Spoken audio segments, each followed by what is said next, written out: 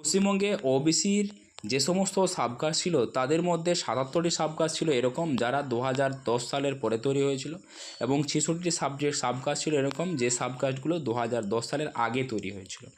এই ২০১০ সালের পরে যে সমস্ত সাবকাস্টগুলো তৈরি হয়েছিল সেই সমস্ত সাবকাস্টগুলো কিন্তু বর্তমানে বাদ দেওয়া হয়েছে, এবং গতকালকে কিন্তু তার নোটিশ জানানো হয়েছিল। আজ কিন্তু ফুল নোটিশ প্রকাশিত হয়েছে, এবং সেখানে জানানো হয়েছে যে ওবিসির যে এ এবং বি এর ডিফারেন্স ছিল সেটা কিন্তু শুধুমাত্র ওবিসি হিসেবে ঘোষণা করা হয়েছে, এবং আরও জানানো হয়েছে যে এই যে 7% যে 17% সংরক্ষণ এতদিন পর্যন্ত হয়ে আসছিল সেটা কিন্তু শুধুমাত্র 7% সংরক্ষণ দেওয়া হবে বলে জানানো হয়েছে।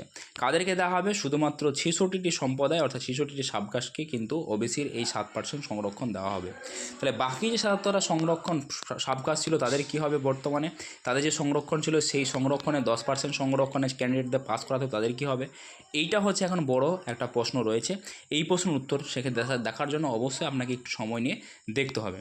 এখন হচ্ছে এই যে সাবকাস্ট 10% সংরক্ষণ ছিল সেই সংরক্ষণের যে সংখ্যা ভ্যাকান্সি যেটা ছিল সেই সংরক্ষণের ব্যাপারটা নিয়ে যদি সেটা অনগোয়িং থাকে সেক্ষেত্রে কিন্তু সেটা কন্টিনিউ হবে, কিন্তু পরবর্তী সময় যেগুলো হয়েছে বিশেষ করে এসএল এবং গ্রুপ সি এবং ডি এর ক্ষেত্রে যেহেতু পরবর্তী সময় হয়েছে, সুতরাং এই এসএলএসটি এবং গ্রুপ সিডির ক্ষেত্রে কিন্তু একটা বিরাট রকম পরিবর্তন ঘটবে, যদিও গ্রুপ সিডি রেজাল্ট এখনও পর্যন্ত পাবলিশ হয়নি। এবং এর মধ্যে আরেকটা ঘটনা আপনাদের সামনে উপস্থাপন করা বাধ্যতামূলক বলে মনে করছি, কারণ এর মধ্যে অনেকজনই হয়তো ডাব্লিউবি কনস্টেবলের ক্যান্ডিডেট রয়েছেন যারা এই মুহূর্তে দেখছেন ভিডিওটা, তাদেরকে বলে রাখছি যে ডাব্লিউবি কনস্টেবলের যে কেসটা বর্তমানে হাইকোর্টে চলছে সেটা কিন্তু এখনও পর্যন্ত সরকারি পক্ষে কোনোরকম সেইভাবে উকিল না থাকার কারণে কেসটা কিন্তু পেন্ডিং চলছে, এবং সেখানে পরবর্তী আবার কিন্তু ডেট কিন্তু দেওয়া হয়েছে। এখন আসছে এই যে এসএলএসটির ক্ষেত্রে কিন্তু একটা প্রভাব পরিবর্তন হবে, বিশেষ করে নবম দশমের ক্ষেত্রে এখনও পর্যন্ত ভেরিফিকেশন অর্ধেক বা কিছুটা পরিবর্তন হলেও একাদশ দ্বাদশের ক্ষেত্রে সমস্ত কিছু কমপ্লিট হয়ে তাদের কিন্তু অ্যাপয়েন্টমেন্ট লেখাটা দেওয়া শুরু হয়েছে। এবার ইউআরএ যে সমস্ত ক্যান্ডিডেট এতদিন পাস করতে পারেননি, যেহেতু 10% সংরক্ষণটা ইউআরএ ঢুকে যাবে, সুতরাং 10% সংরক্ষণের কারণে ওই ভ্যাকান্সিটার কারণে কিন্তু বর্তমান সময়ে আর ইউআরএর কাট অফটা কিছুটা কমবে বলে আশা করা যায়।